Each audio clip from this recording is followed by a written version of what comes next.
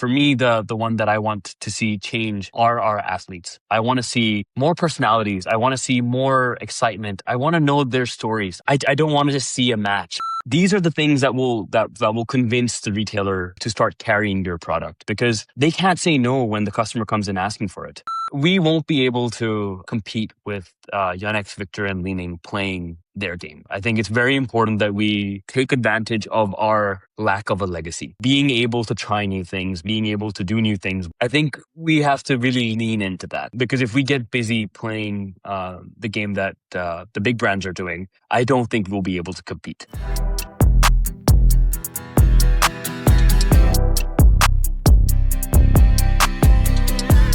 Hello everybody, welcome back to another episode of the Average Not Average podcast. I'm CK, and today we are joined by one of the co-founders of Hndrd, Manak Kapoor. Manak is part of a new wave of entrepreneurs shaping the future of racket sports, and through Hndrd, he's building a brand that's already making serious moves in both badminton, pickleball and cricket whilst operating in a few dozen countries. In the world of badminton, you will have seen top athletes like Danes Alexandra Boyer, Matthias Christensen, Lina Cashveld, Mads Christoffersen, India's Srikanth Kadambi, Indonesians Gloria Emmanuel Wijaja, Raymond Nicholas Joaquin, and so many more. These are all Hndrd sponsored players. Originally from Singapore and having went to university in Canada with a background in software engineering and marketing, Manak brings a very unique perspective on what it takes to build a brand in a space dominated by some of the biggest names in the sport of badminton. Today we'll be talking about how he's been able to break into the market, the lessons he's learned along the way, and what it takes to really build something from the ground up in the world of badminton and beyond. Please welcome Manak Kapoor. How are you, Manak? It's great to have you here. Thanks, CK. Really happy to be here. It's kind of nerve-wracking to be on this side of the screen. It's much easier to listen to the podcast than to be on it.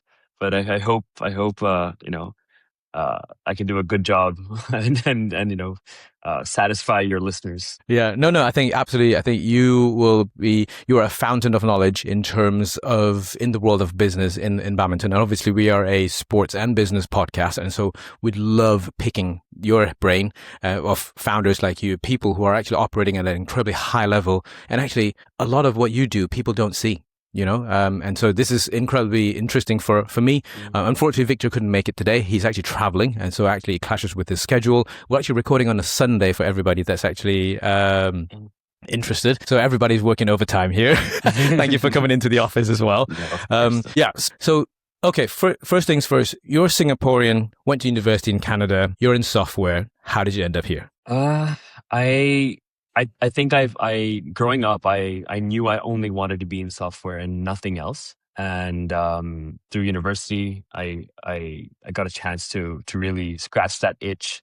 I got to work a couple of jobs in software too. It was lots of fun. A lot of old, well, I guess now old style software development, building apps, building customer facing other applications. But then my close friend circle in university were real sneaker fanatics and sneakerheads, and hanging around with them, it kind of rubbed off on me, but not in the way that I was crazy about sneakers, but the whole marketing part of it, the whole technical part of shoes, that really got into my head, I guess I'm lucky that my dad was running a business, Sunlight Sports.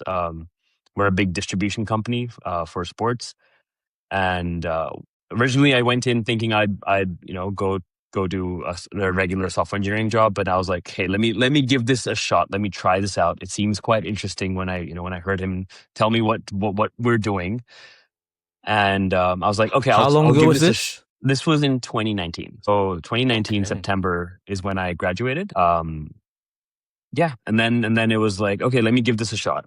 It's been a great ride so far, and I'm excited for what's next. Yeah, I mean, I think people might not actually understand how fast and how rapid the growth of Hndrd as a badminton brand is. And you mentioned distribution for Sunlight Sports. How many countries are you operating in? So we, at the time in 2019, this was before Hndrd was even kind of thought of. We were already operating in 26 countries, whether directly or through third party distributors, but already in 26 countries. And we had our own setups in India, Indonesia, Malaysia, Thailand, UAE, Vietnam. Well, Vietnam was something new, but we were already present in Asia. We were working with some of the biggest brands, whether in badminton, even outside of badminton, and we still continue to do that. We still continue to distribute for some big badminton brands, and also for some not badminton brands as well.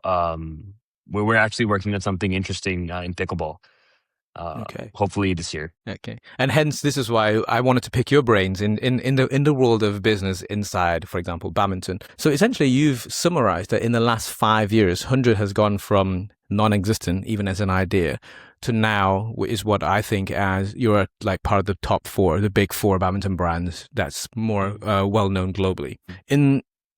And you don't operate in China. So No. I think a little bit of caveat for everybody. If you're new to badminton is a second most played sport in the world. You have over 300 million players globally. You have about 600 to 700 million people watching it annually. And so it is very incredibly well played, but a lot of the playing concentration is in Asia, predominantly China. Apparently China has over about 60% of players globally in there. And so hence badminton brands traditionally are Asian brands, and they focus on the Chinese market, because if one country has half of the world's customers, it makes sense. It makes complete total sense.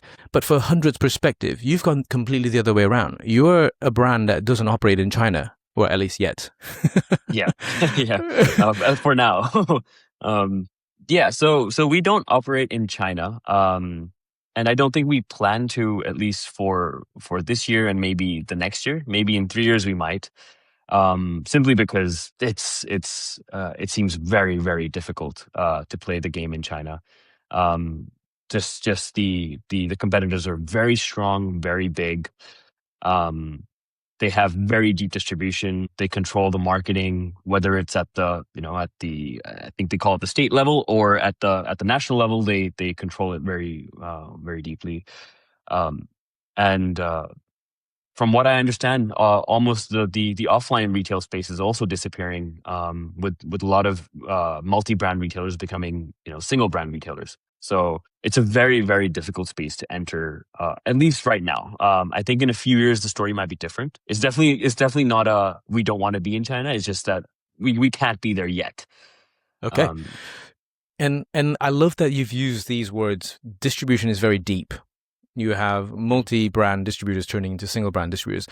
Can you explain a little bit to us, what does deep distribution mean? So for example, from a badminton fan's average fan's perspective, if it was me and I know nothing about the world of badminton distribution, I would say, okay, either I look online to buy a racket or a shoe, or I go to a badminton store.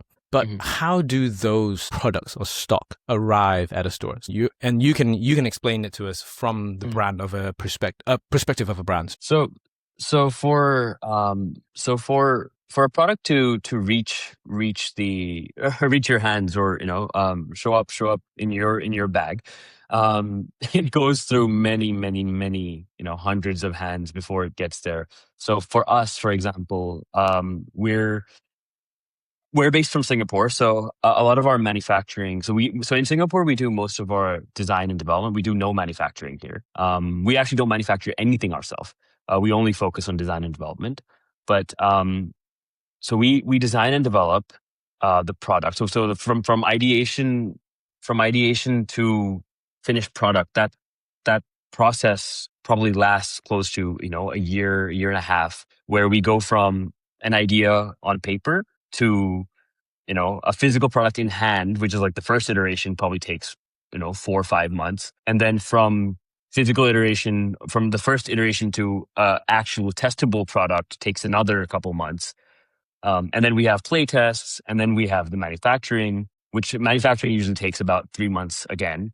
And then that only gets it to, the port in the country. Now, and then, the distribution network takes over, where our warehouses have to start, inward the product, and then our sales teams out there visiting the retailers. collecting orders from them, convincing them to even carry the product, which is a whole different story altogether. But when they do agree to carry the product, from there shipping it to them, which again takes probably a month from when it hits the port to when it's actually available to the end customer, or the end player like you. That's another month there.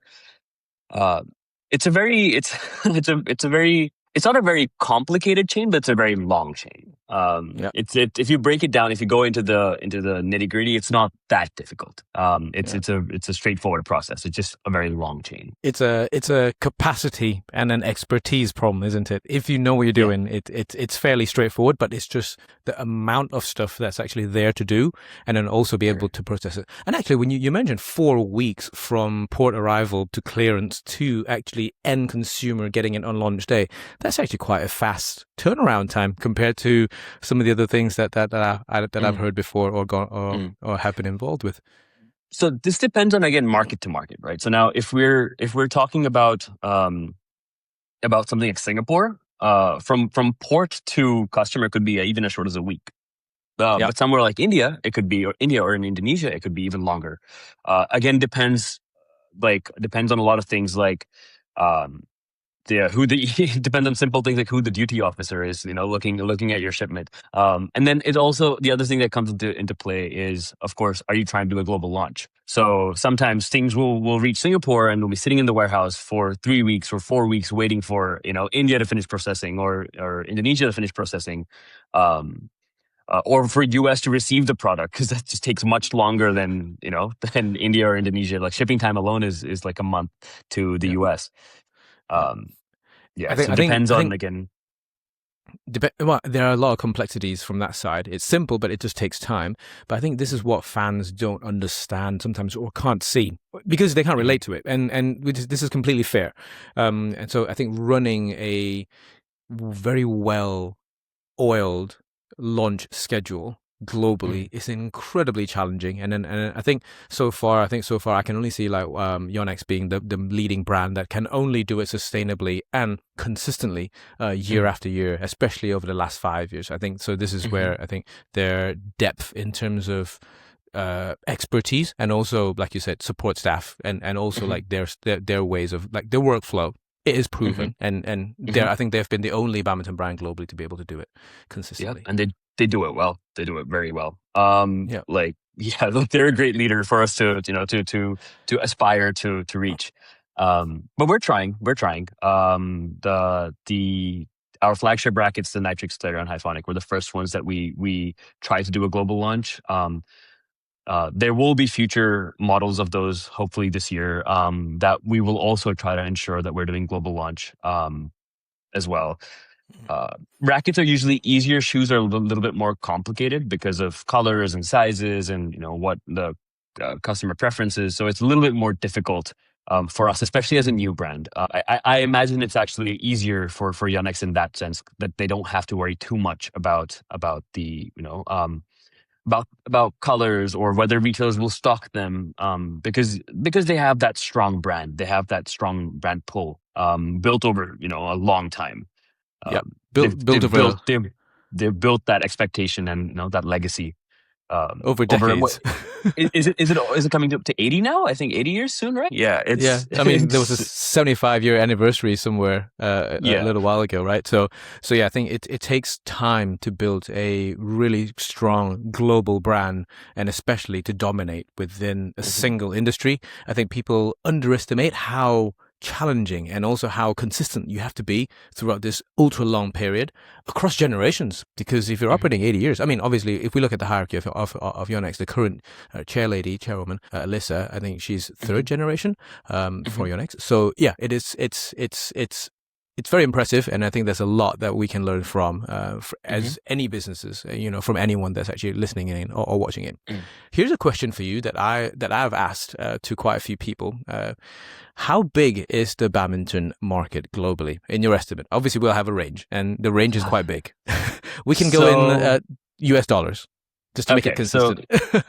So in the office, we do this math every now and then, and we kind of, depending on what research we look at, we end up with like different numbers. But kind of what we've settled on based on, again, the hard part being that Yonex is the only kind of company out there that's publishing their numbers because they're public versus, a Victor who's private, or a Leaning where Badminton is a very small part of their business, so they don't have to publish them separately. I would estimate, what we estimate is probably somewhere in the range of, $3 to $3.5 billion in retail value. In retail value? In retail value, they're the kind of the missing section that I would say is, we like to look at Yonex, Victor, Leaning as kind of the defining brands of badminton, but I think we forget the RSLs, the Lingmeis, and all the local shuttlecock manufacturers and brands in China that probably make up another 50% of the market. So where I think the big guys, or the big badminton brands, are probably doing about $1 billion, $1.5 billion in retail value, where I think shuttlecocks would be another 1.5 billion in retail, I think. Again, but then there's no real way to know this number. Yeah, because I mean, yes, I think I have tried to do this research, and then the numbers are insanely, like wildly insane.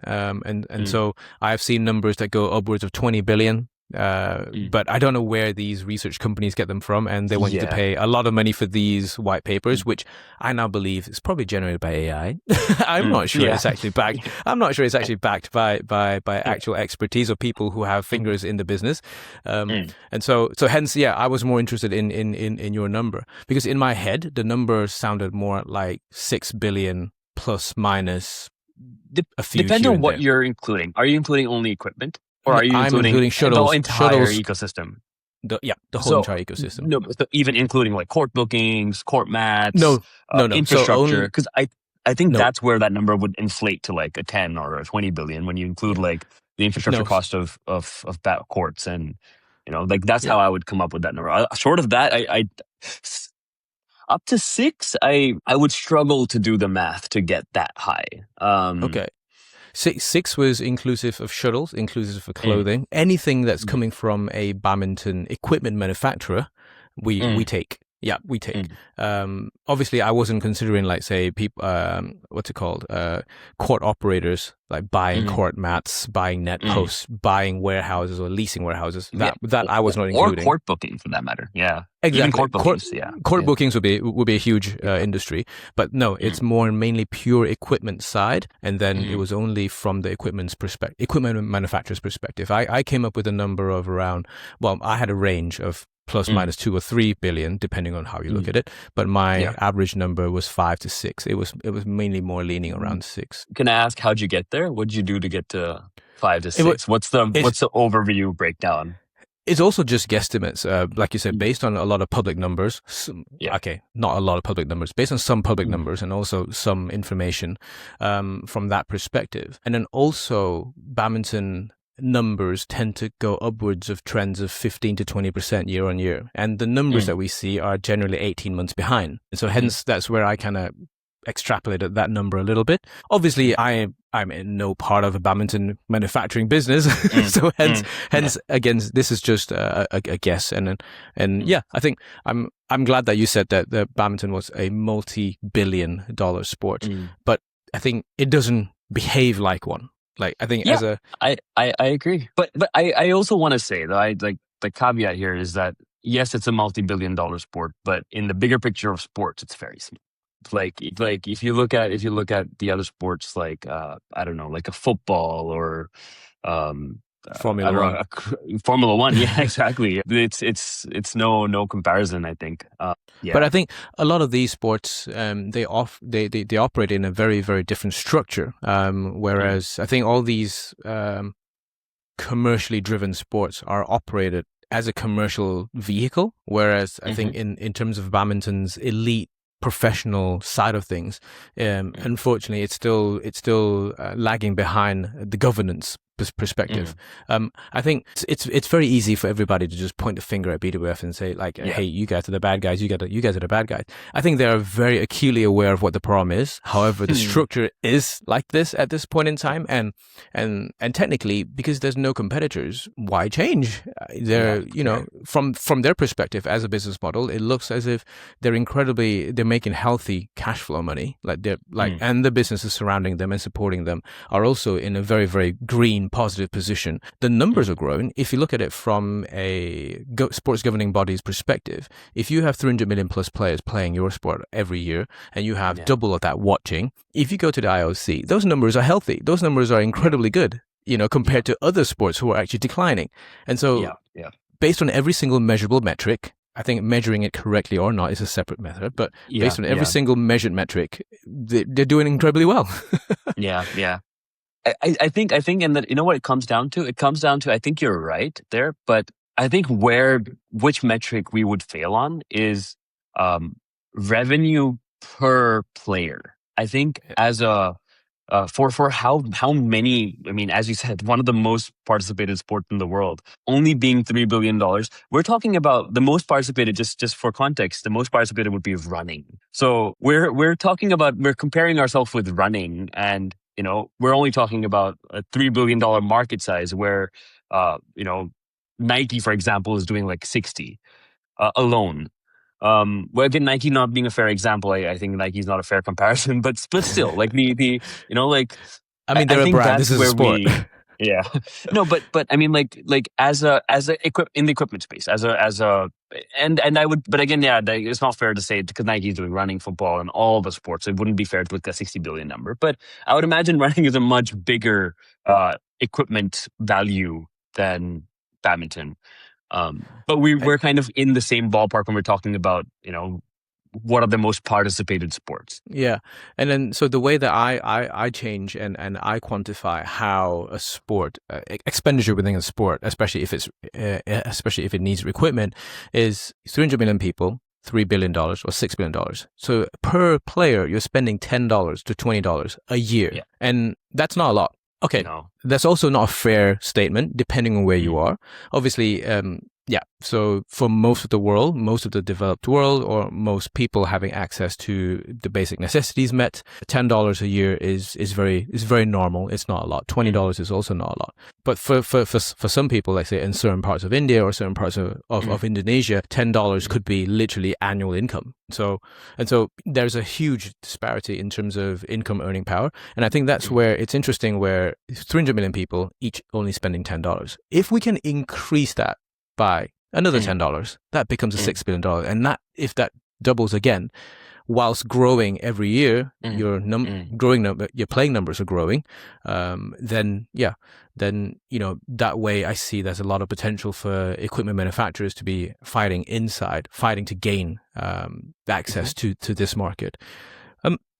So how, I think here on my list here, obviously you've mentioned the number of markets that the Hndrd operate in currently. You're not in China. No. What is the end goal? I'm going to put you in a tough position. What is the end goal? Every single IOC country. Yeah, I mean, Olympic playing country.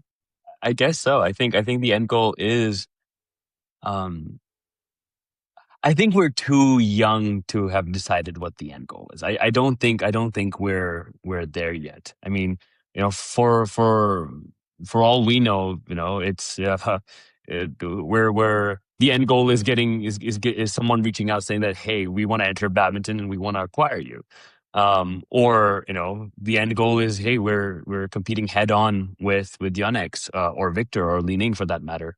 I think it's too soon to decide what the end goal is. I think we have too many problems and exciting things to tackle today, that we don't really have the time to really think, you know, that far into the future. But there's a whole bunch of options of how this ends. Yeah. Okay, in that case, then I'll go into one of the more common problems that I actually receive questions from viewers or listeners. They often tell me, they don't know that Hndrd is actually a Singaporean brand. They always think it's an Indian brand or it's an Indonesian brand. How are you tackling this? And I understand the need for localization. This is really important because you are in a global business. I think people seem to oversimplify the need for localization, and actually, I find localization is really effective for whichever markets you're operating in. But Yeah.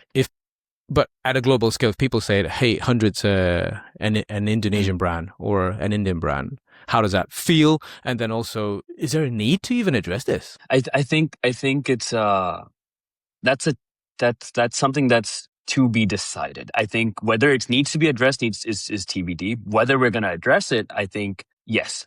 We definitely want to start owning our Singaporean roots a bit. I think it's important, but it's very important at the same time. We don't want to alienate everyone who supported us um, through this process. So it's very difficult to kind of balance that. How do you tell someone that we're not really from there, but for all intents and purposes, as you said, localization, we kind of are from there. The shoe that we sell, in the hundreds of thousands of units, a month or a quarter, hundreds of thousands of units a quarter in India, is only available in India.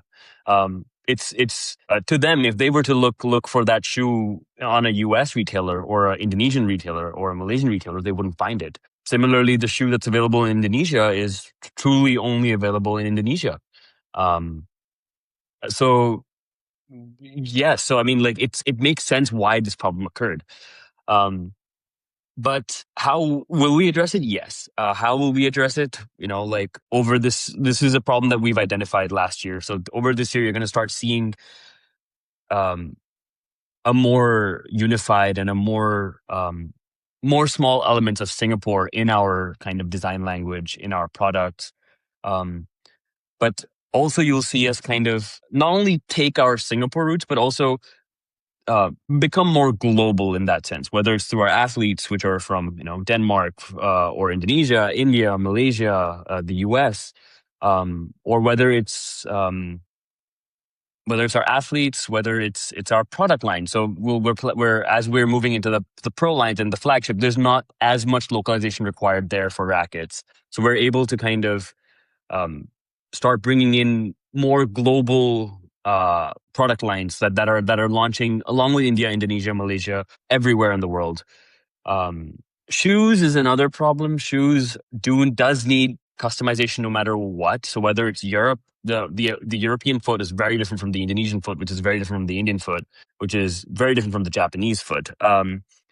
I think even within Europe, the feet, there's a big difference in feet. Like from Denmark down to like Spain, the European foot changes entirely. So that's I guess as I said. So that I think that we won't be able to run away from. We will need special shoes for the market, whether it's at the top end or whether it's at the bottom end. Yeah, I think there's no way to run away from that. But yes, we are trying to not, but it's just very hard to say. We're not trying to separate ourselves from our Indian and Indonesian and Malaysian identities, but we definitely do want people to have a single story in mind when they think 100.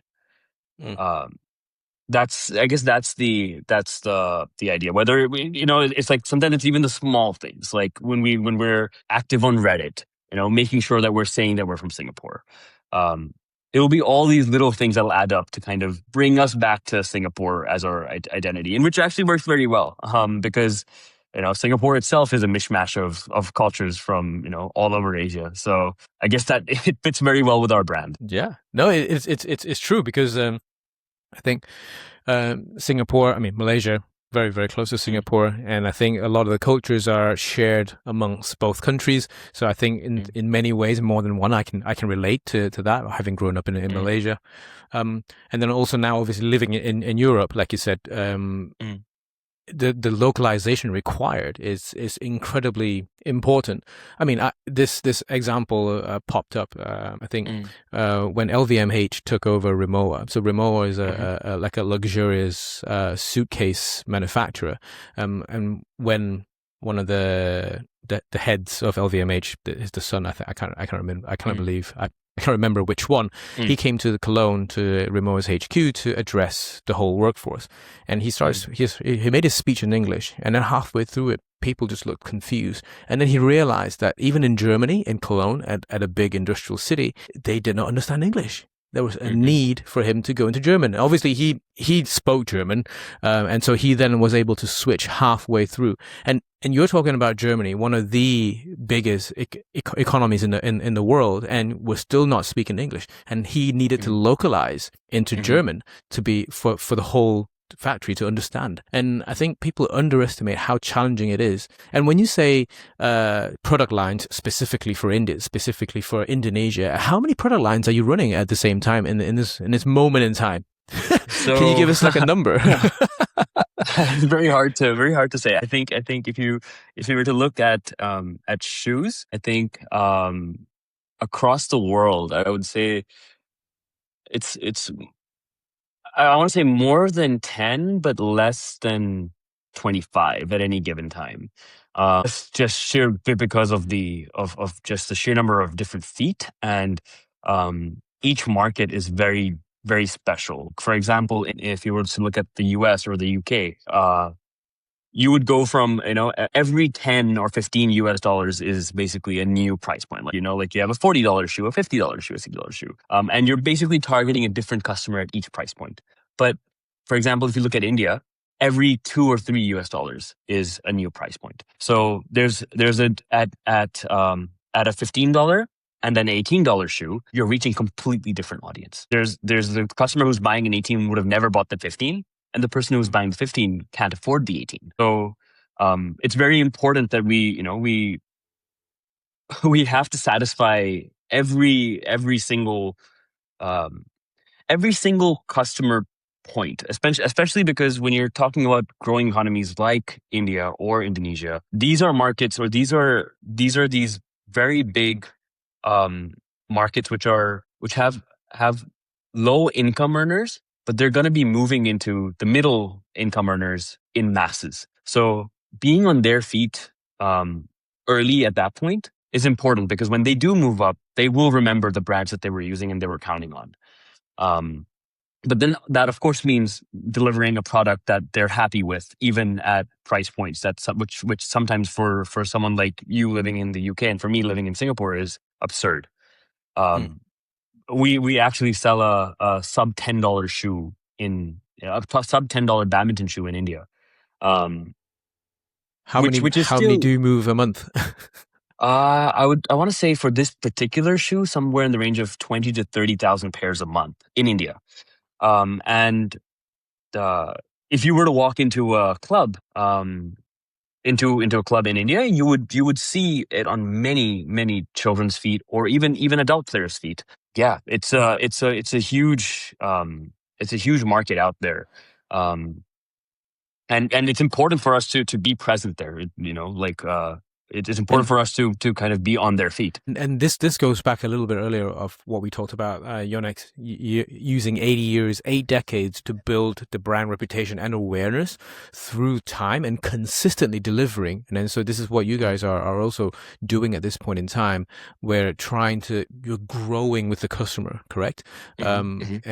And also talking about India, you also have localized challenges. So for example, am I correct to say non-Indian produced shoes cannot be sold in India, especially for the high-end shoes? There's a reason why I get a lot of comments about when is Yonex going to release this, when is Hndrd going to release this, when is Leaning going to release this in India. They say that they can't buy any of the shoes. Is there a reason why? So it's a little bit more complicated that they cannot.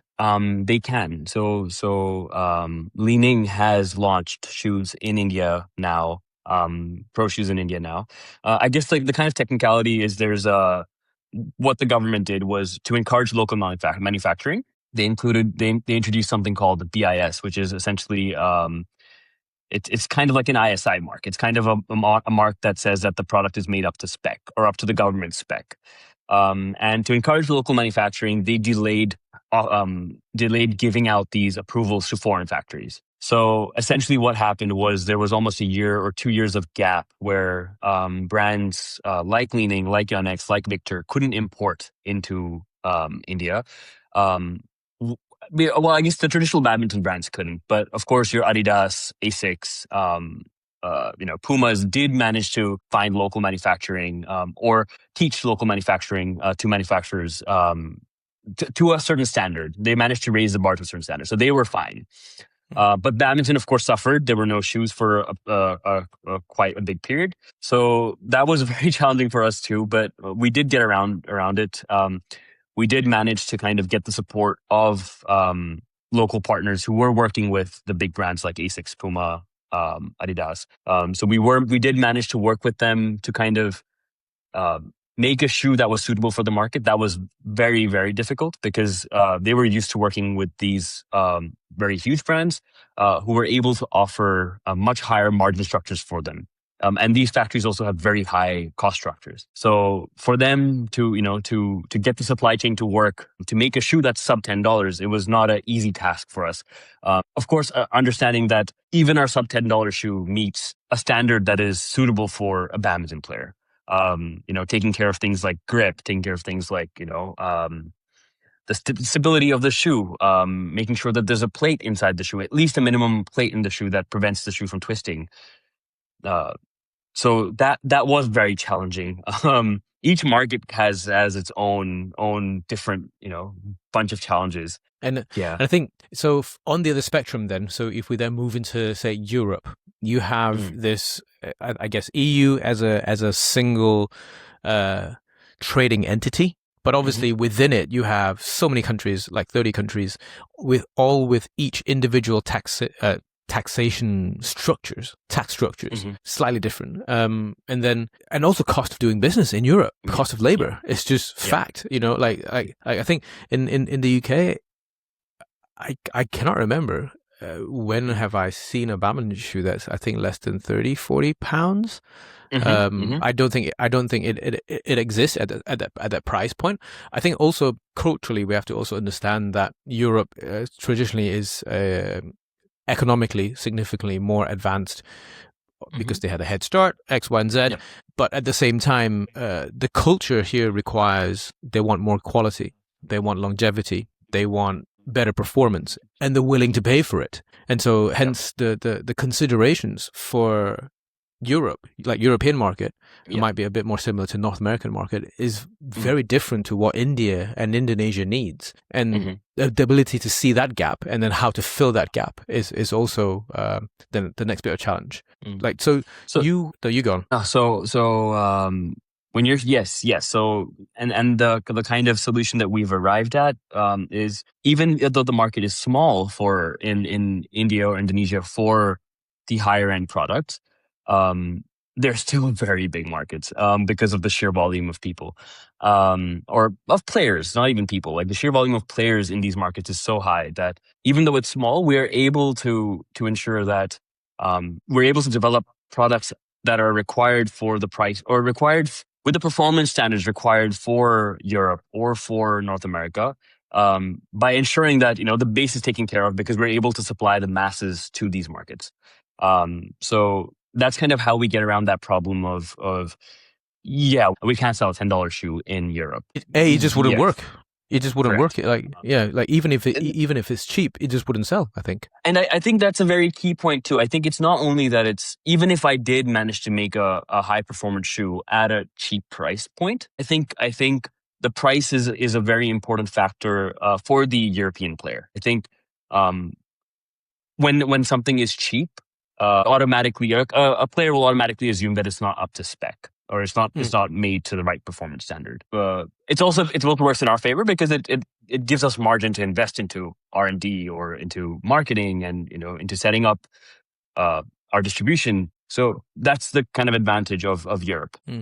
Would you say that the majority of badminton equipment, especially on the high end side, especially on the global distribution channel side, not pure localized versions, would you say badminton equipment are designed exclusively or predominantly for the Chinese market, and everybody else just gets you have to deal with it? Would you say that's a fair comment? I think so. I would think so. If you look at the global badminton market, 60% of it is in China, if not more. So, like, I would imagine so that at the end of the day, most of the equipment is I have one question here.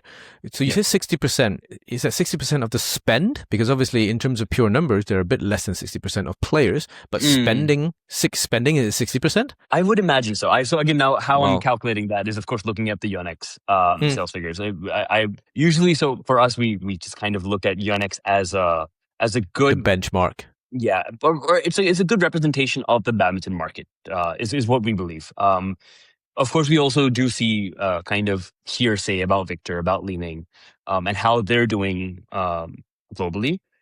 But yeah, I would say that, yeah, I think 60% of value. Yeah, I think volume wise, if you talk quantity, I think maybe it's not 60% in China. But Yeah. yes, Okay. I think a lot of products are designed with China first. Again, it might not apply to all the competitors. I feel like Yonex is someone who understands this. So as a brand, they do understand localizing.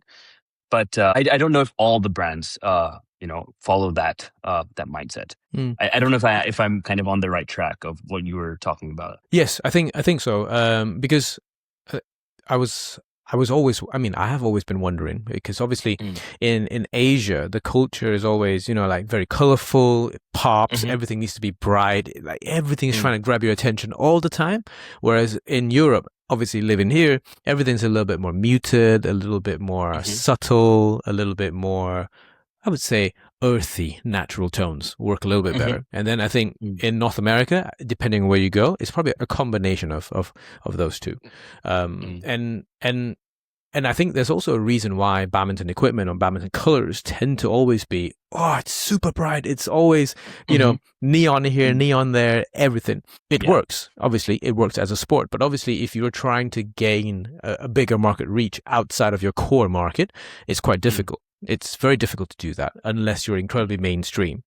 Mm. And so I've always wondered that. But then, yeah, no, thank you for confirming. But I think you're right though. No, now that you've broken it down like that, I think I agree. I think that's a very good sign of, yeah, of what you're saying. Like it pushes that point of it's mostly designed for Asia first.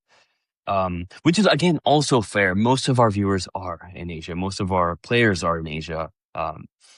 Europe, America, these are very small kind of contributors to the global scene. Mm.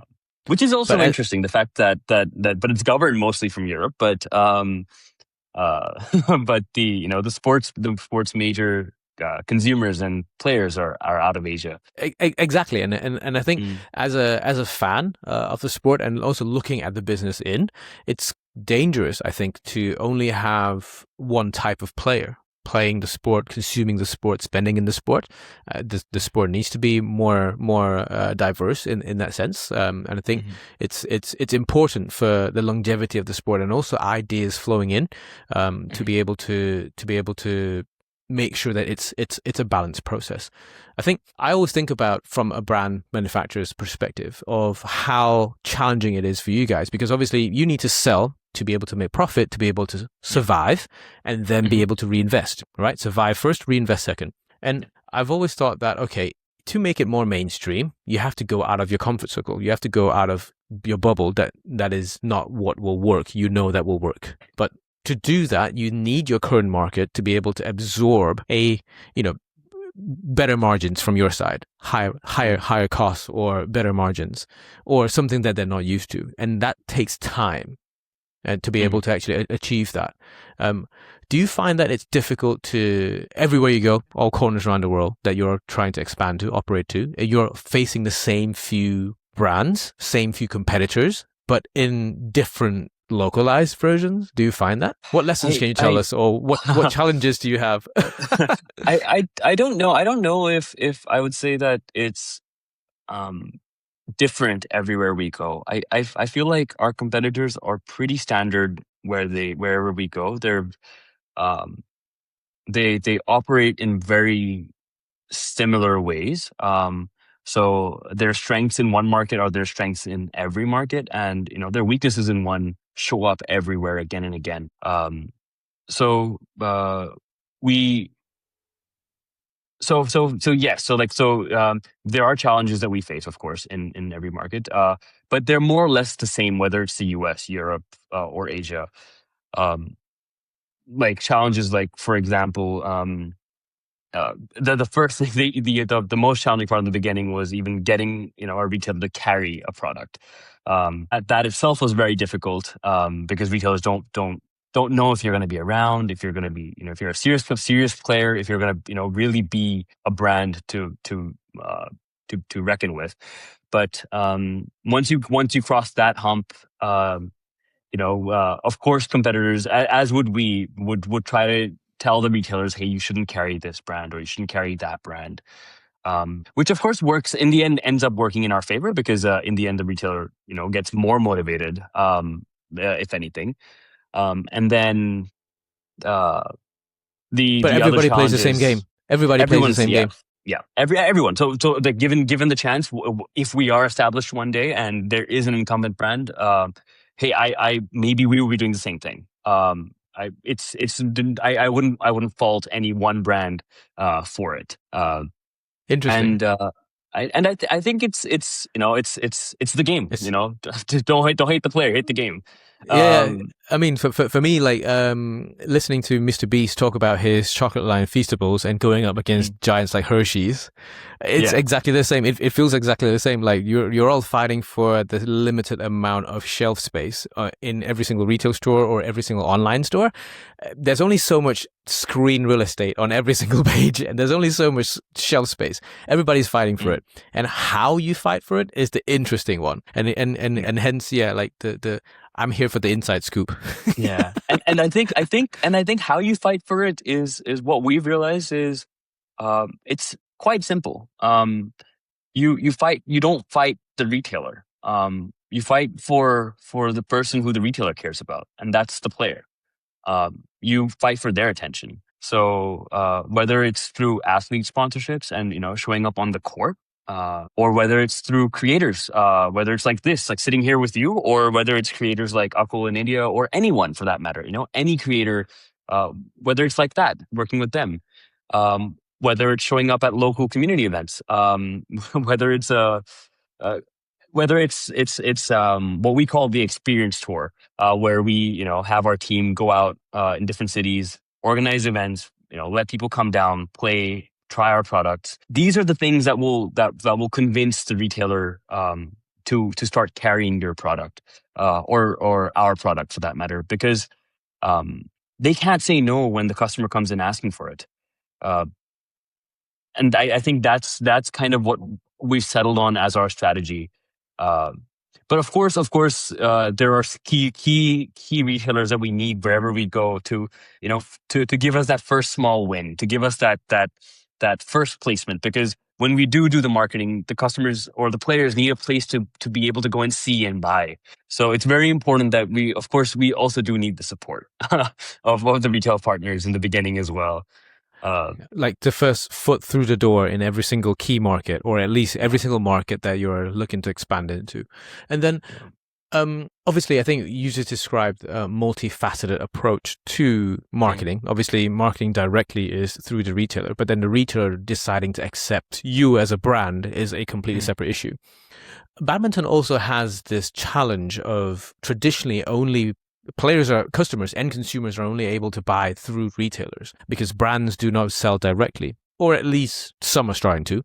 For example, yourself in India, customers can buy directly in India. Yes, I call it like a Apple's e-commerce structure. You can go into shops and buy Apple products, but you can also buy directly from them.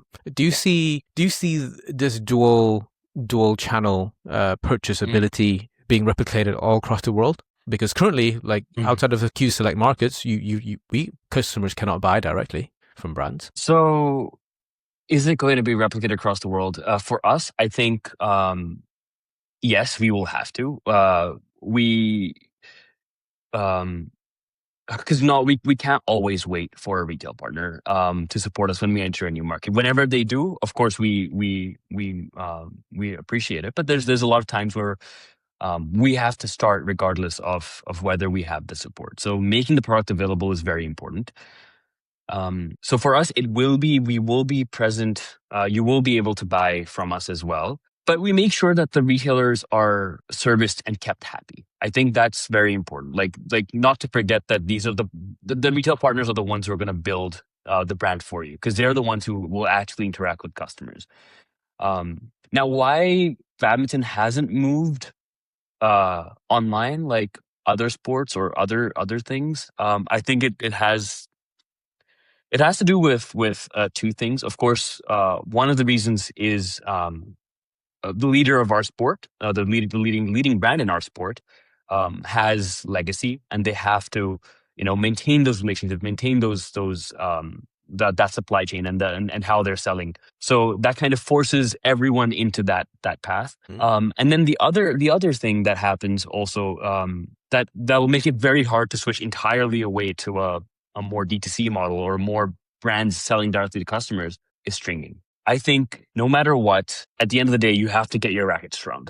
I could send you. So we do stringing when we do e-commerce. Of course we can, right? And we do it right now too. But the string will break, whether it's in 1 month, whether it's in 6 months, whether it's in a year. And at that point, the customer will have to walk into a store, and even though you sold them the racket, their actual badminton touch point will be the guy behind the counter at the store. So I think it's very important for the ecosystem for them to survive. I think even if I could sell D2C entirely and be happy, I think it's very important for our business and for the entire badminton business that retailers are able to survive and are able to sustain and provide the service that's stringing.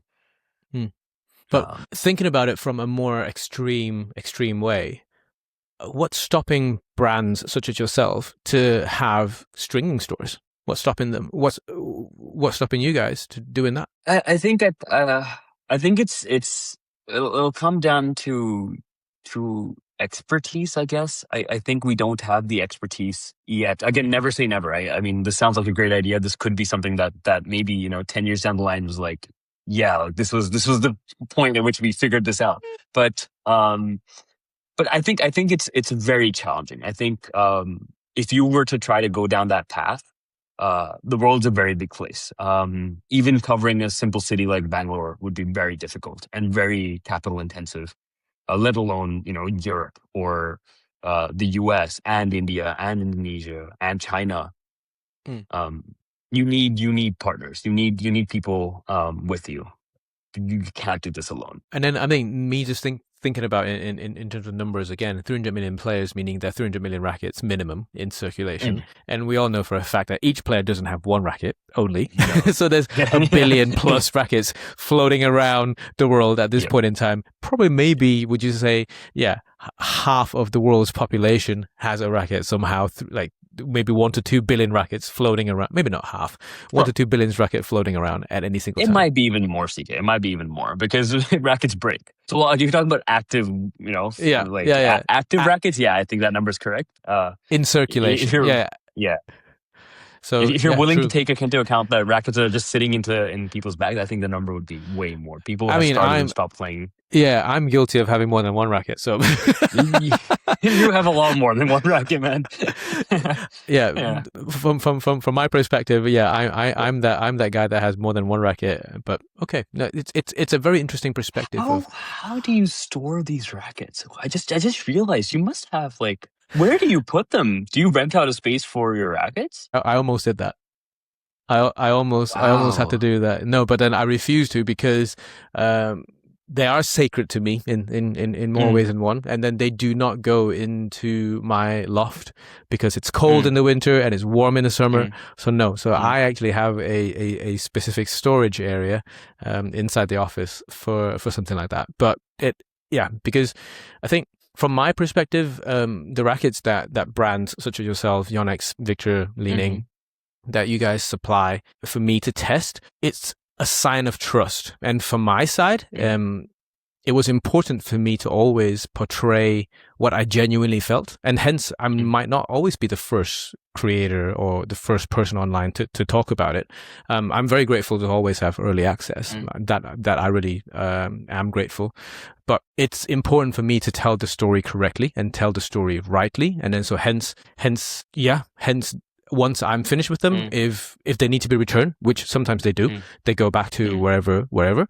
But often not, then they stay with me because I get to compare them to the next generation after, which is very cool. But I did have to almost consider having a storage space externally. What I'm hearing is there's a big racket giveaway coming up at some point. That's what I'm hearing. we never know. I have done giveaways, but then I think the number of messages I get every day from people saying, "Hey, give me a racket. Hey, give me a racket. Hey, give me a racket." I think every single professional player, I guess, also gets it, and also every single content creator that creates equipment reviews also get that process. But I do want to say that for my viewers, I think most people when they come across me in person, they tend to remember, okay, CK is the badminton YouTuber, but my target audience actually are retailers.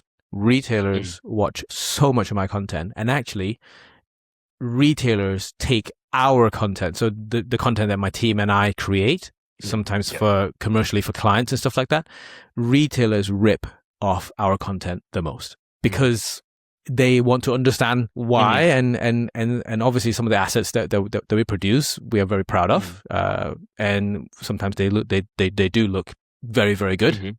We try and make it. We try and do our best all the time, but retailers are the ones that are copying and ripping off our work the most, and I see that as a plus point, but it needs to be managed. I think you get to a very good point too. That's one of the things that we're coming back to the point about how do you convince retailers to carry you. One of the things we realized again, whether it's not only one brand that would be guilty of it. I think it's across the board. Retailer education is really not part of the process of sales currently. And which is why I think people have to end up relying on videos like yours. But that's something that we are trying to change, whether it's through, of course, our sales team kind of being trained about our product and being able to tell the story that we want them to tell. But we're also, and this is the first time you're hearing of this too, but we're also working on a video project where we will, with every launch, have videos coming out that will explain to retailers and to players who care about. It's essentially the difference. So what you give your viewers is a review. What we would want to give our viewers is an overview. So tell them the story from our side, and it's designed to be biased. We'll own the fact that we're biased, and we will say the best things that we believe that we've put into a product. And that's completely fine, because from a brand's perspective, you need that. Like you need the retailers on your side, and I think it's important to know your audience, and that audience is for the retailer as well as for only the players that cares, like the nerds, like like the CKs, right?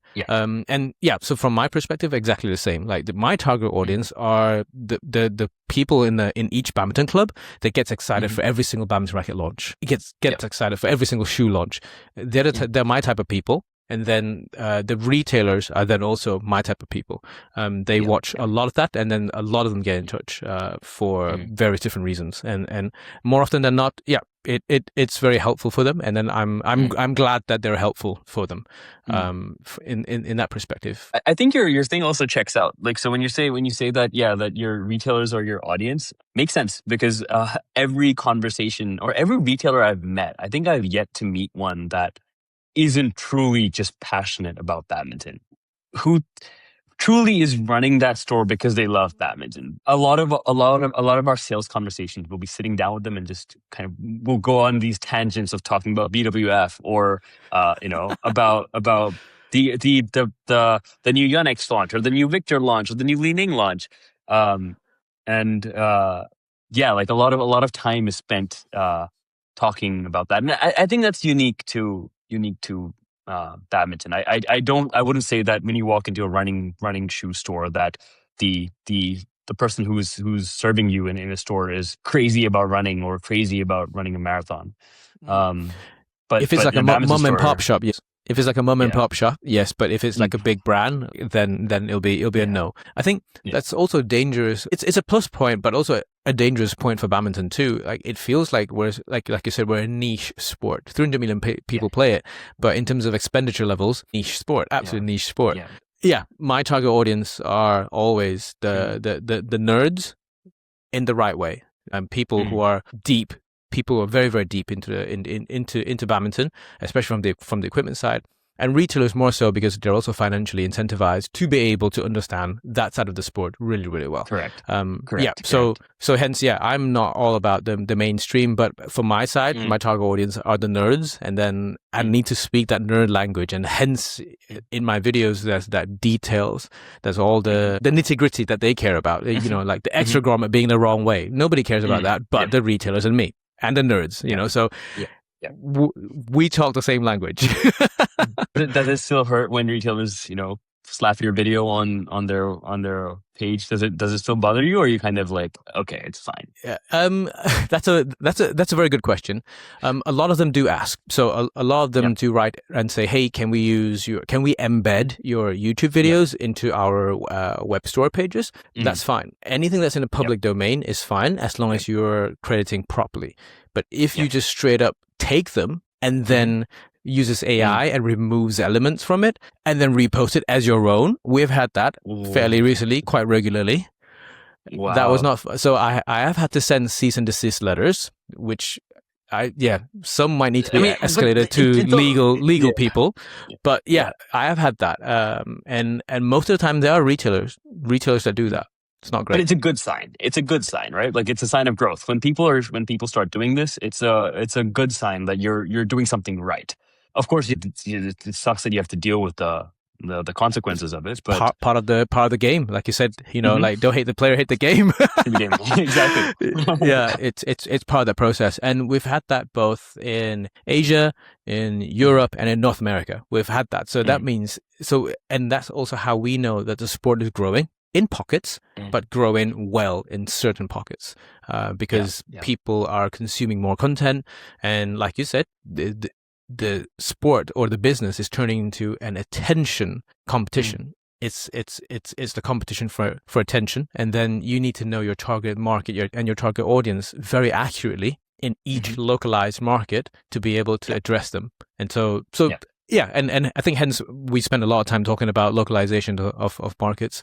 And each market is different, like you said. India, Indonesia, slightly lower overall income, but the volume is incredible. And then you have the sweet spots like Malaysia, high volume, fairly decent income. But also because of that, sweet spots. I would say but then really? But I think because of this, brands recognize this and brands move in, makes it the most competitive market probably. Yeah. It's one of the worst markets to be in. Like, it's very difficult just because of the sheer number of brands in Malaysia. And everyone has a decent product, you know, whether it's Yonex, Victor, Li Ning, or, you know, Apex Fellet, everyone is compressed. The pricing is just kind of squeezed down. So the big guys are fine. We're also okay because we're present in other markets. But then the brands that are in Malaysia, they're left with basically nothing to invest into marketing or to invest into R&D, which but it's great for the consumer. It's very unhealthy. But it's great for the consumer. I think it's great for the. I don't know if it's great for the consumer. I think it's a dangerous place for the sport, because yes, the consumer is winning as long as the retailer can survive. The one who's really going to struggle here with price compression is the retailer. The retailer is the one that has to deal with that, because they're the ones compressing the price, because they're competing among themselves. So I don't know if it's good. So hang on. So when you say compressing the price, so this is just for everybody who's listening or watching's perspective. So every single product has a fixed sale price from each brand. Say this racket is supposed to sell for $100, and say the retailer gets it for, I don't know, say 80, and then they are told by the brand that this racket will be on sale for $100. And when you say compressing the price, meaning if you're retailer A, I'm retailer B, you're selling it for what, 95? Sometimes even 82. Okay, so right? Some retailers even so. Again, India is not so much of an example for this, but I'll talk about, just to give you an example of price compression. In India, we've had situations of pricing being or recommended selling prices being broken, where retailers were selling at the cost of the product. at the product that at the cost of the price that we sold it to them. But then, of course, you and I would ask, how are you making money then? They were selling the carton. They would sell the carton to make money. Okay. So, of course, but this is a very extreme example. When you say carton as in carton to what? To recycle, or carton to the whole shipment? No, they would sell the box. They would so retail the physical box. So, for example, if we send 50 rackets in a carton, right? They would sell that carton to they will sell 50 rackets to somebody, and at their own cost. And then the margin that they would make would be selling the box. Like the physical cardboard box would get sold to a scrap, and that would be the margin, the profit margin that they made. And they were happy to accept this. They were happy to say, okay, again, just keep working, because I guess it's a bit unfair. It wasn't a racket in this example. In this example, it was actually cricket tennis balls. But point is that people are willing to, so retailers or I want to say sometimes bad acting retailers, do these things that kind of ruins the marketplace for everybody. But coming back to the Malaysia point, I can very confidently say and it's not limited to badminton, but most products, whether it's a MacBook or whether it's an Aspirations Hndrd ZZ, it's cheapest in the world in Malaysia, because of the price compression, because of retailers competing among each other, and also the brands, just the sheer number of brands that they have. Do brands not enforce quite strictly? Like, okay, like every single retailer has to sell at this price for this product. End of. Period. If you break that rules, you're gonna get sanctioned somehow, somewhere. So there's no real way to enforce that, right? It would be illegal in most countries. It's illegal to do that. At the end of the day, once that cycle is begun, you can't undo it, unless you can kind of coordinate everyone to kind of behave. So once that cycle begins, there's no real way to undo it. And honestly, I think what it really comes down to is it's not just there's a lot of brands in Malaysia that compete. It's that all the brands do well. All the brands make a good product.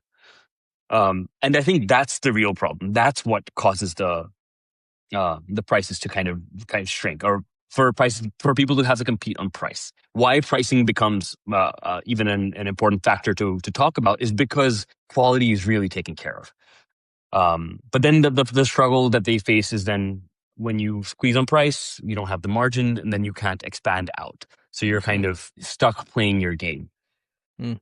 But then, so selfishly looking from a consumer perspective, this is a great perspective, because for consumers, it's a bad perspective for retailers, not a bad perspective for brands too. So it's only the retailers that's struggling. Okay. Yes. Brands, of course, also have to, right? Brands also have to compete. When retailers come and tell you that this is happening, you also have to compete. And that's coming back to my point of, I don't know if it's actually a win for the consumer in the long term. I think, as we were talking about earlier, retailers are probably a very important part of the ecosystem. You can't kill all the retailers. If the retailers were to die tomorrow, the badminton as a sport would be dead. Yonex, Victor, Leaning, Hndrd, or any other brand could not do anything about it. And this stems from stringing. Without stringing, the sport is dead. Yeah, I mean, it is incredibly interesting, because if you look at, say, Europe, I think for anybody who's actually listening outside of Europe from here, you'd be surprised to find badminton stores commonly. It's incredibly difficult and rare, actually rare. I can say in the UK, I can't tell you 10 stores. 10 physical stores. I mean, specialist stores, so as in not your Sports Direct, not your Decathlon, where they carry like $10 rackets, $20 rackets. No, where you can go and buy your Aspirations Hndrd ZZs, where you can buy your Hndrd Nitrix rackets. I would struggle to tell you 10 stores that are within 100 kilometers of me. 10. Then how do you I'd say stringing? Where everybody. Do you string? So you hence have a machine, I'm guessing. I do. It was actually the reason why I started to learn how to string. So many years, like 15 years ago now, it was because I was so fed up of the stringing structure where I have to bring it to a guy in the club and the guy would take 2 weeks for my racket to come back. And by that time, I've broken another 2. And then this cycle continues. And then every time it's like 20 pounds. And so it's painful, it's slow. And by the time I get the strings back, it's not fresh anymore. And it's dead, and then obviously if I miss hit, it's gone. And then, so I was fed up. I learned how to string X, Y, and Z. Here we are. Now I send my rackets off. Like I don't, I only string the ones that I'm using for testing most of the time. Or specifically if I need to test a specific thing, I do that because I need it for the reviews. I need it for the testing that I do in house, and that's the only time I string. Other times I just get it shipped off, and then Central Sports kindly strings them for me. Okay, sends it back. Okay. Yeah. Okay. Yeah. Okay. Yeah. But then how does that work? So what about, let's not talk about you. What about your friends? So at every club or a lot of our friends, they will know a random person, and this random person might not be the best stringer, but he or she is the only option they have if there is no badminton stores nearby. And so you would go with them anyway. But like you said, the education of this process, I think players are still not, a lot of it, even at good level players, they still don't understand that a mishit could break strings. They would go, okay, I got this strung a little while ago. It shouldn't be breaking. It was like, well, not really. And if only I had $1 for every warranty request we've got for a broken string, it'd be very, and you'd be very well off. And I think every stringer at whatever level, even if you're the ones that string at home or if you have a store, they would have the same problem. They'll have the same challenge. But in the UK, you will know someone that has a machine somewhere in the garage or the shed, and then they would do it. If you're lucky ones that have a store close enough to you, you would go to the store, or like me, you're happy to ship them off in a box, and I would just send it. Like for me, is that not such a scary space for the sport to be in? That's such it is. Yeah, and this very is dangerous. This is so common. This is very normal in Europe. This is incredibly common, and hence in Europe you have more back garden stringers than you have badminton stores. Because people are just fed up of it, and then people just learn how to do it, but do it at various different levels. Like you have your pro tournament stringers who are elite at what they do, and you have the stores who run huge volumes, so they're also good at what they do. And then you have the garden shed stringer, no shade to them, obviously. They're solving a problem and also making an income on the side, which is, again, very key cog, very, very key important cog in the whole ecosystem. And no string, you don't play badminton. Fact. That's it, exactly. And so it's a very different way of badminton retail in Europe and then in Asia. Asia is spoiled. Like every time I come back to Asia, I just love walking into badminton stores, and I don't have the luxury here. I genuinely can't count 10 stores that I know on the top of my head. For example, Central Sports in the UK, they are the top 1% of stores, and hence they are so good at what they do. It's because they understood this process incredibly well, and hence they became the top 1%. Again, through reinvesting, through investing in grassroots, through investing in, like you say, events. Not many retailers are able to do that or are willing to do that from that perspective. The ones that have done well, the ones I can think of immediately in the UK, I can think of 3-4 brands. They are the ones that have done this. But like you said, for the rest of the random or generic retailers, it's difficult for them to do so. But it's like you said, Asia doesn't know how privileged they are in terms of badminton stores compared to Europe. I think I agree. In India you can get a racket strung and you get it back like the next day, or if you pay a little bit more, you get it back in a couple hours. And you're for stringing, you're probably out $3-4 versus the 20 pounds that you're paying for stringing. Some even more. Like if you're depending on the region as well. If you're in the north, maybe cheap, a little bit cheaper. In the UK, south a little bit more expensive. But it's incredibly difficult. Here I have what can you name us 3 lessons along the way? What are the 3 lessons that you've learned in the last 5 years of founding Hndrd? What advice would you give yourself That's 5 years ago when you first came back from Canada. I think one of the biggest things is don't be afraid to make mistakes. I think a lot of times we because we're so we're so deep in the product development, we're so we're touching into the product every day, we get attached to it. And then when a product comes out and like there's a problem or a customer doesn't like it, I think it's important to remember that it's okay, and that you can go back and you can improve. And that's kind of the process or the journey you're on. The process for 100 or the journey for 100 is getting better and improving. I think the first line of rackets that we had versus the flagship rackets that we have today versus our new flagships that are coming out later this year, we've improved at every step. Similarly for shoes, similarly for strings, and I think that's very important to remember, that it's kind of a journey that we will get better. With every iteration. It's okay if an iteration isn't good. People will remember, but it's good that they remember, so you don't make the same mistakes again. Being accountable. Yeah. I think that's one, and I think the other very important one is we won't be able to compete with Yonex, Victor, and Leaning playing their game. I think it's very important that we make use, or take advantage of our lack of a legacy. Being able to try new things, being able to do new things, whether it's working with creators as a primary marketing tool, or working, working with other brands on, for technologies, like working with Goodyear for the shoe outsoles.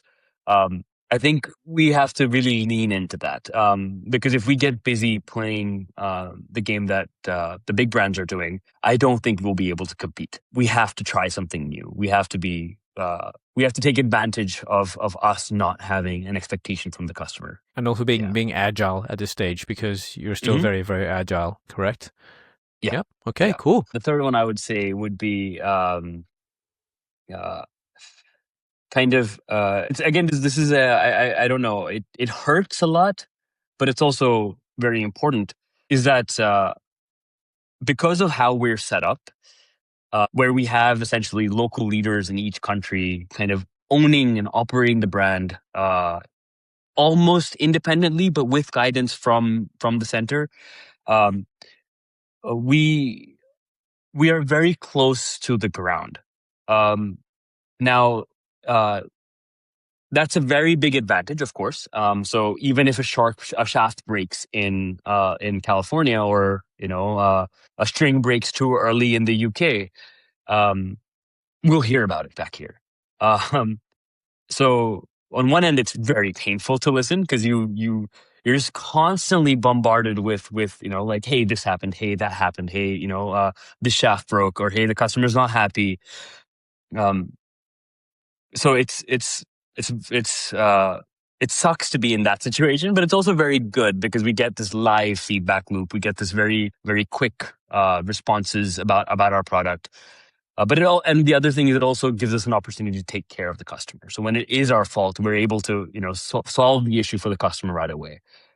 So I guess the learning, or maybe I got lost in my thought, but the learning there is that listen when people are telling you something, they're usually saying it for the best intention. Very few people are doing it for a bad intention. So listening is, I guess, one of the key takeaways. Yeah, and also I think from listening to that, your key strength is actually having quite a flat structure, because obviously if you're owner operators in those specific countries are actually already in line and very, very linked in with you, it's a very, very flat structure, and that gives you that speed and agility to be able to react very, very quickly to what needs to happen. Okay, no, that's awesome. I think one thing that also hit me, this was actually a few weeks ago, so at the All England, when our team was producing for them, I noticed that 100 had a lot of players in the draw, so you have players like Gloria, you have players like Raymond, Hndrd, and then obviously you have a lot of Danish players in there. suddenly, and it still feels crazy that by 2019 this brand doesn't even exist. And so in 5 to 6 years, you have a proportion of players. I would say I didn't go and count, but you might actually 100 might even have more players than Li Ning that's actually playing in the All England last month. So we have yet to start keeping track of this. I think it's one of the metrics that we should be tracking. But so just to correct you, it's not 5 or 6 years. We the first time that anyone saw the Lambda, the logo, was in 2022 December. So we launched only in 2022 December in Indonesia. So it's been maybe 4 years. A roller coaster journey. but it's been very exciting. It's been very fun. That also makes it even more impressive. That also makes it even more impressive. I think we're all very surprised by how everything has come together. But again, it makes sense when you kind of start looking at why this worked. It makes sense because of all the experience from the distribution side and the marketing side the team has had over, the last 15, 20 years now. It kind of makes sense that this would work. And hopefully it continues to work. I think that's what everyone is hoping for. Players wise, athletes wise, yeah, there's they're performing, and it's great. It's great to see them working hard in court and start showing up at finals, start showing up at winning tournaments. And again, without their support or without the association supports like PBSI, helping us, they're giving us the opportunity to support players who are young like Hndrd and Raymond. But yeah, I think it's exciting. I think there's a long way to go. I think there's still the ending is still far away. Okay. Yeah. Coming back to your first question of what the goal was. Yeah. I think it's very impressive to actually, even because I think just this week or last week internally on our own team, we have not been operating long in the world of badminton. And sometimes it's important we stop and actually look at how far we've gone. I think we do get so caught up in the bubble, in the journey, like the chasing, like going on the hamster wheel all the time. But then sometimes it's also very important for us to have a look and go, oh wow, okay, this is what the whole team collectively has achieved. And I mean, I'm getting goosebumps here, but yeah, like it's a very cool thing. Like, I mean, now that you've said, like Hndrd's to December 2022, and this is us here sitting here talking about it, and we just mentioned, Hndrd's top 4 badminton brand globally in terms of awareness and size, and so it's super interesting. And I think I want to close out one last question. What do you want to see happen in the badminton world? I think this is a very open-ended question. Let's have a 5 and 10 year. Because I think what's happening in the next 5 is very different to what's happening in the next 10. You can be selfish and say it from your perspective, and then also what you would like to happen in the global bigger market. I can start as well. I can start if you want. Yeah, let's hear it. I'd love to hear it. Yeah. I think what I often find in the badminton business is everybody's trying to cut percentages of the cake. Assuming a cake is full 100%, everybody's trying to get a bigger slice for them. What I'm often hoping and trying to do is actually grow the cake. If the cake is bigger and everyone's, even if everybody's percentages and slices stay exactly the same, you actually exponentially grow. That's actually a much bigger end result for everybody. And so hence from my perspective, I would love to be able to grow that cake, not necessarily the slice. Getting bigger slice is always good, but not necessarily the slice, but the cake. If the cake grows, everybody grows. And I would like that to happen. But I think for that to happen, everybody from every single corner, be it brands, be it BWF, be it fans, be it consumers, everybody has to pull their weight slightly differently. Yeah, I would like that to happen. Yeah, I agree with you. I think I agree with you. I think it's a similar end result for what I want too. But for me, what I want is slightly like I guess what I want is the one person you forgot to mention in that list of things, the people you said. For me, the one that I want to see change are our athletes. I want to see more personalities. I want to see more excitement. I want to know their stories. I want to see. I don't want to just see a match. I want to see, the rivalries. I want to hear about the like the culture. I want to hear about the beef. about the We want to hear about behind the the beef. scenes. Exactly. It's very sad. I mean, like to see, like the Carolina retiring this past week. It's very split. Like it's just, she had a great career, but it's also kind of disappointing that we'll see badminton just got a little bit more boring now that she's not there. I agree. Yeah. But I think also so from my perspective and also from your perspective, we both see this at a personal level because of the relationships we have. It is just not played out in public. However, if some elements of them can be in the public, I think it's better for the sport as well. Obviously, this is a tough, long process for it to happen. I mean, like I think Formula One's Drive to Survive, all of these Netflix sports documentaries, they elevate the sport. But I think for them to see value in badminton, they do, like you said, they do need to see the characters, and they do need to see the different sides of the sport and what makes it worth them investing in something like this, or whoever that's actually investing in this.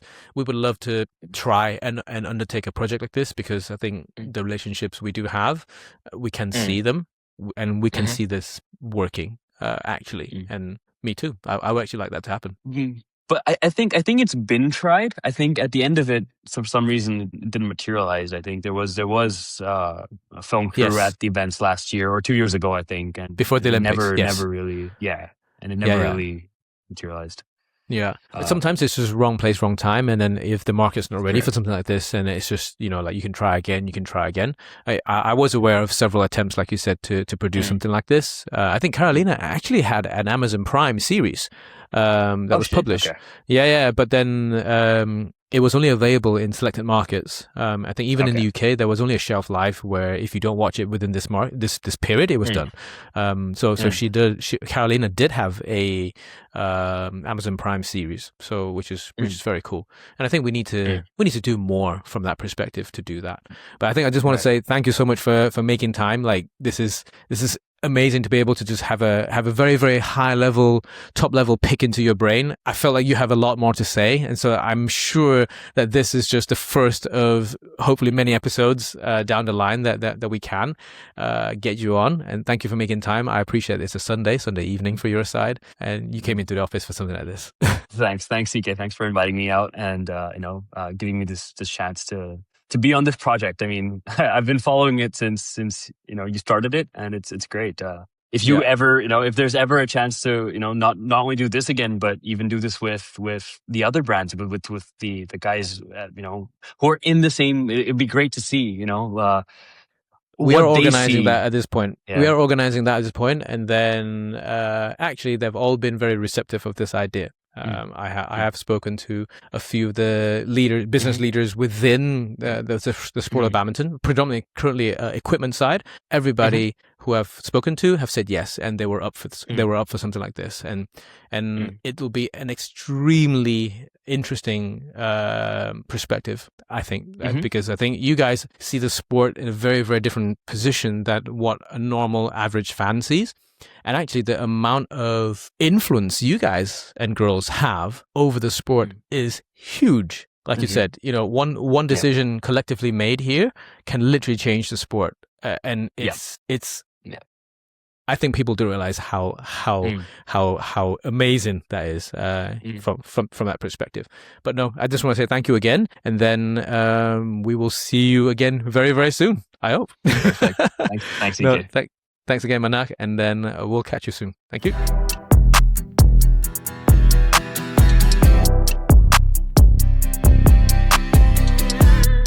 If you were to walk into a club in India, you would see it on many children's feet or even adult players' feet. To make a shoe that's sub $10, it was not an easy task for us. Understanding that even our sub $10 shoe meets a standard that is suitable for a badminton player. Taking care of things like grip, the stability of the shoe, making sure that there's a plate inside the shoe that prevents the shoe from twisting. How many do you move a month? Somewhere in the range of 20 to 30,000 pairs a month in India. It's very important that we have to satisfy every single customer point. These are very big market which have low income earners, but they're going to be moving into the middle income earners in masses. So being on their feet early at that point is important because when they do move up, they will remember the brands that they were using and they were counting on. But then that, of course, means delivering a product that they're happy with, even at price points, which sometimes for someone like you living in the UK and for me living in Singapore is absurd.